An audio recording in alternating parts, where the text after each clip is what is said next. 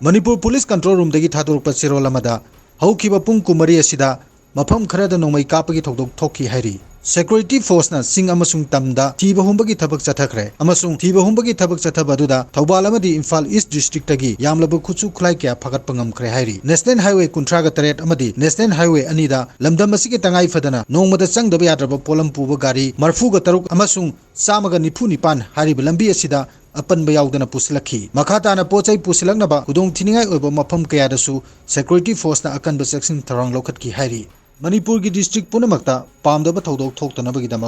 punna checkpoint chamaga nifuni thoida achat ok sing check tawbada jingnaba ching amasung tamda punna miyoi sani ga taramari phagatuna wahang pawng chathaki hari miyamna sebjin sajinba video amadi aranba pawda thajabiginu achumba sengba I paw khangbininglabsu mobile number 9233522822 da call tawbiraktuna khangbiba yagani loinana lakhiba Khutsu Khutlai singsu athuba matamda manangna pa police station natraga lainga ki security miyoi singda sinabiyu hainasu Manipur Police Control Room dagi thaturukpa cherolamana hairi